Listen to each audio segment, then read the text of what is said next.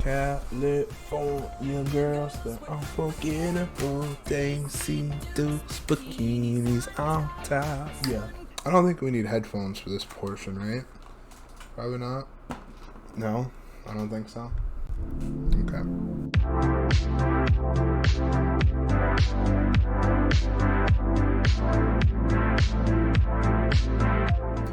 Store brand cookies, RC Cola, and Choco Dino Bites. Cocoa Dino Bites, Choco, you get the drift. What do these three things have in common?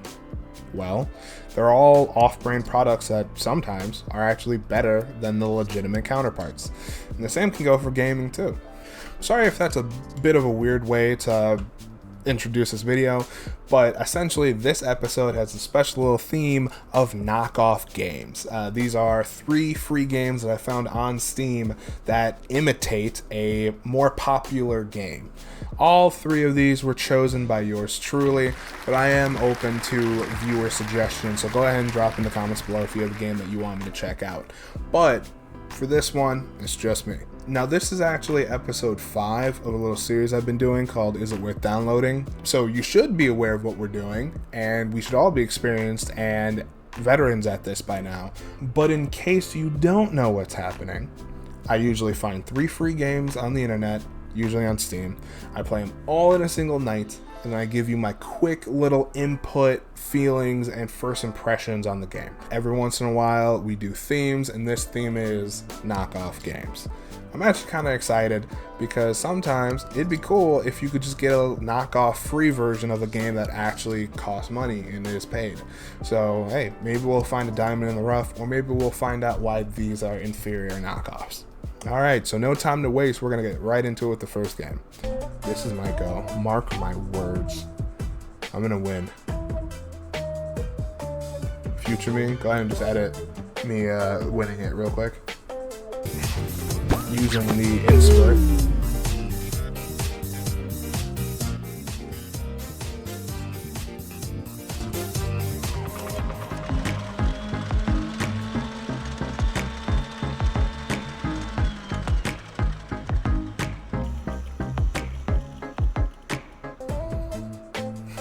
God, victory's so sweet sometimes.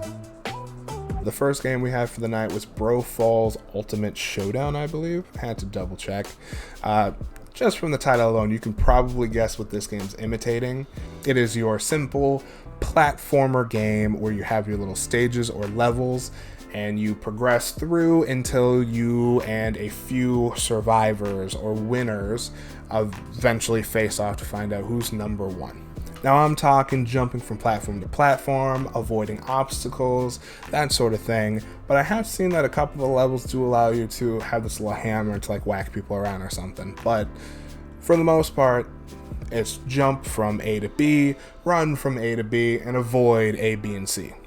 Pretty straightforward affair, and very similar to Fall Guys in almost every way possible. This game does have a pretty pleasing visual art style. It's your general cutesy and generally unpolished style, but it's charming in a certain way. I overall had a pretty fine time with it. In fact, it's so close to Fall Guys that at certain points I just forgot I was playing some knockoff and kind of just thought I was playing the actual one, which, hey, is big props, right? That obviously is a pretty good sign. A couple things that I did find that were a little bit off were, you know, it wasn't quite as polished as its legitimate counterpart. I experienced some frame loss, frame dropping, and just general overall issues running the game sometimes.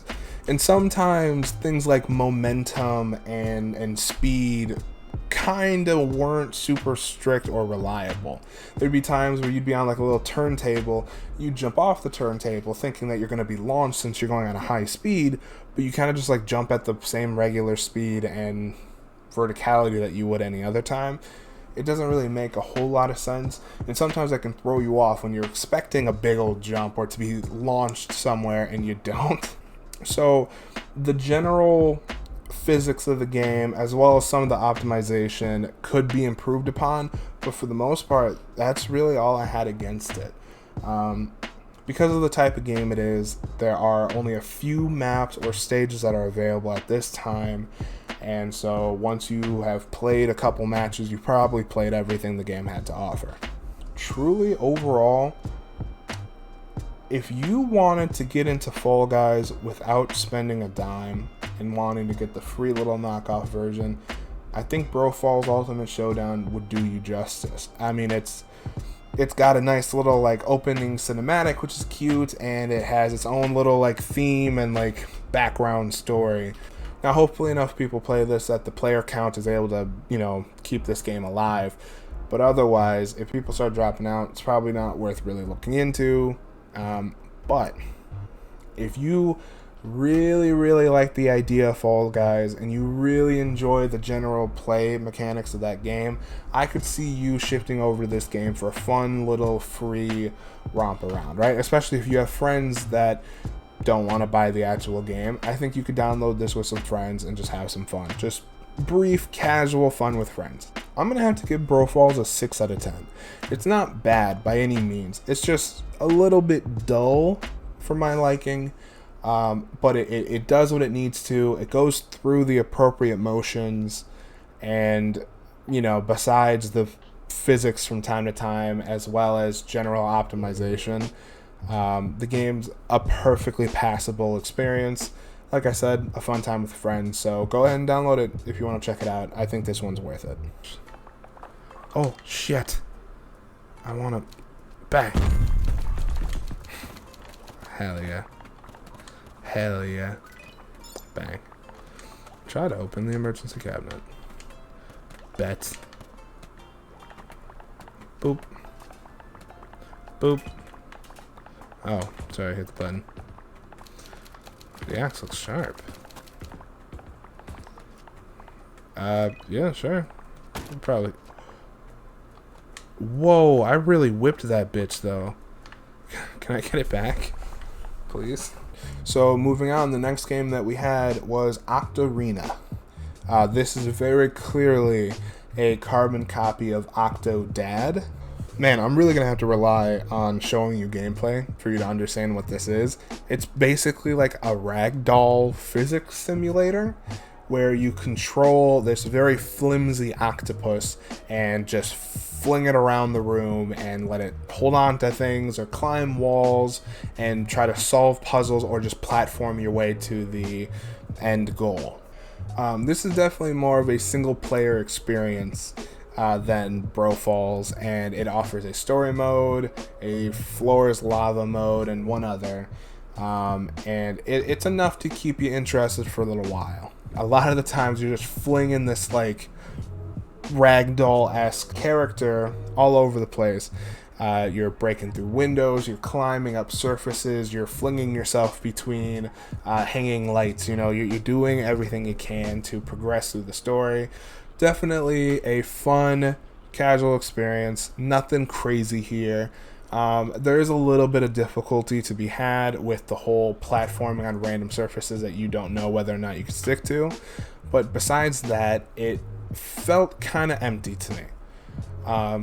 Again, I loved the visual design of this game. I thought it was cutesy. I thought it was fine. Definitely passable.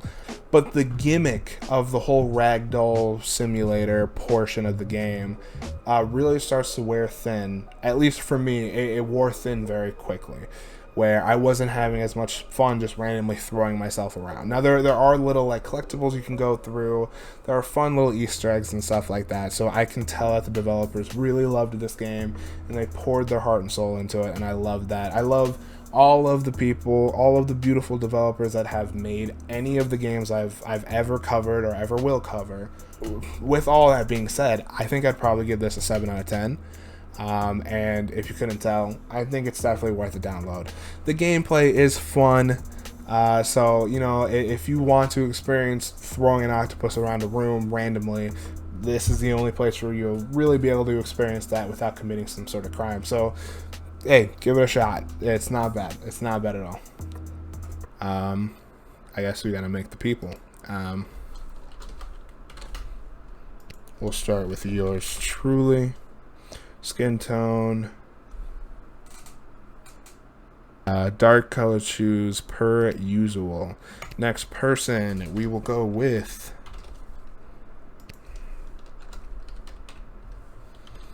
Konozotic 17. You know what it is. And then sneakers to match it. The headband. Perfect. Perfect. I like it. I like how I did that. Then of course we have, last but not least, Chapman Pro 319. Really love the skirt. I think the boring skirt is a perfect look for him, but I feel like we'll go with the boring jeans, you know. Now the third and final game of the night that we played was Tiny Life Demo. It is essentially a very retro looking Sims game. For those who don't know, Sims is basically just a life simulator. You go to work, you make food, you meet other characters, and you just overall run the lives of tiny people, tiny virtual people. You essentially just play God. I don't know how else to put it. But this game definitely imitates that. It almost looks one for one like Sims in terms of the general layout and user interface. You have your little time modifiers in the bottom right corner. You have a little like hygiene, food, and whatever health meters in the bottom left corner, so on and so forth. It is very much so like Sims in almost every way that I can think of. Recently, I found that I'm not so much as interested in Sims as I was before. It's now really boring to imagine doing chores virtually when I could just do them in real life. So Tiny Life probably just wasn't an experience for me. Overall, the game is perfectly fine. It is passable in almost every technical sense. I didn't experience any game-breaking bug or issue. Now, obviously, this game is not as in-depth and hardcore as Sims is. Sims definitely has a lot more to offer to the player in the form of experience and like events and crazy stuff like that. This game is sort of a 2D flat world. You can only view it from one angle, unlike Sims where you can like rotate in this like 360-degree world that was all 3D and fleshed out. This is very like retro, 24-bit style. So you definitely get what you paid for, which is nothing. But if you really enjoy the idea of Sims, but you don't want to support EA because they're a horrible company, and you don't want to play Sims for whatever reason because you don't want to pay for it, I think Tiny Life is a perfectly fine alternative to that. It doesn't cost a cent. You can download it right now for free, and I implore you to do so if you're into this. Overall, for a final rating for this game, I'll give it a 7 out of 10. Again, a very passable, better than average experience. There's nothing in particular horribly wrong with it. Of course, I do not go super in-depth with any of these games, so of course there might be stuff right behind the curtain that I just did not quite get to. But from what I experienced from this game, as well as the other two from tonight, it was a perfectly passable experience. And if you're part of that audience that this caters to, you're gonna have a blast. Alright, and just like that, I'm done. I did all 3 games, I gave you my impressions, and I gave you a rating, and I let you know if it's worth downloading or not. What more can you ask from me? Thank you for watching. I appreciate it so much. Go ahead and leave a like, and go ahead and leave a comment for any games that you have been looking at that are free on Steam or elsewhere that you wanted me to check out. Alright, you do that, I'll give you credit in the video, I'll play the game for you, give you my impressions, and I'll let you know if it's worth downloading or not. You can go ahead and check me out on Twitter, Instagram, Twitch, wherever. I'm Flabbergasmic, literally anywhere. So go ahead and look me up, give me a follow. I appreciate you for watching. Let's get out of here, why don't we? Also, if you're wondering why I was wearing a hat during this video,